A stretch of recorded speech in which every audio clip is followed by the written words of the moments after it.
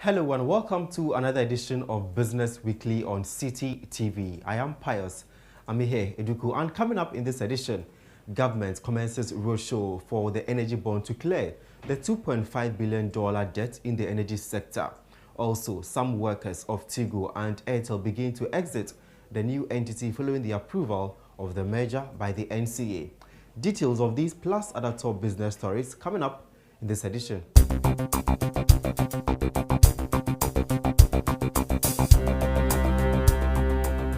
Let's begin from the energy sector, where government on Thursday embarked on a roadshow in London for the energy bond.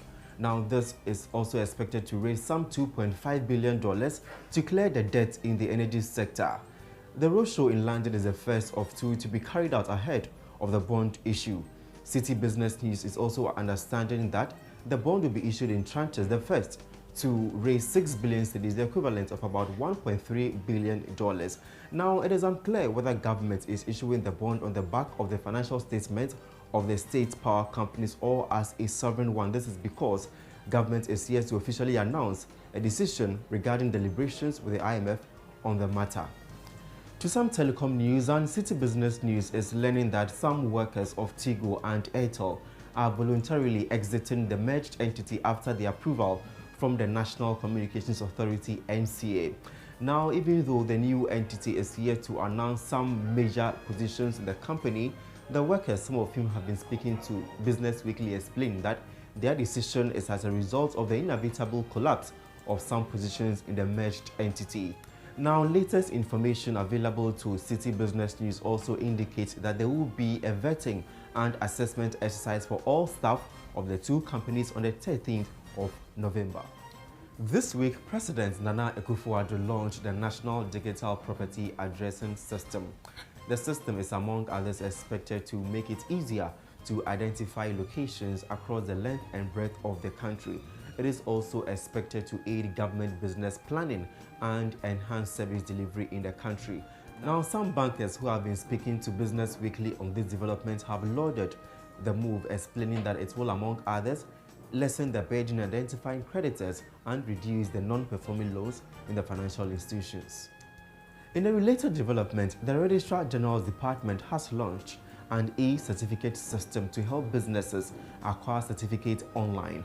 It is also to upgrade the online platform launched by the Registrar General's Department some couple of months ago. Now, the Vice President, Dr. Mahamudu Bawumia, who launched this, said it will also be expedited with the passage of the company's bill by Parliament.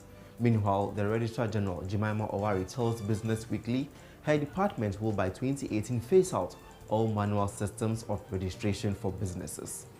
Let's now take you to the port, where the Frozen Food Importers Association has expressed concern over what it describes as unfair treatment in tax system meted out to its members.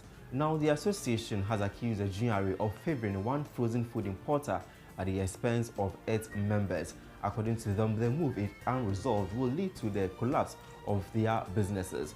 Now, the Vice President of the association, Charles Ansah, tells Business Weekly government must endeavor to ensure all players pay equal duties. Finally, the Textile, Garment and Leather Employees Union has tasked the Trade Ministry to ensure the task force set up to curb smuggling in the industry visit the point of sale and distribution of the smuggled and counterfeit product to apprehend culprits involved.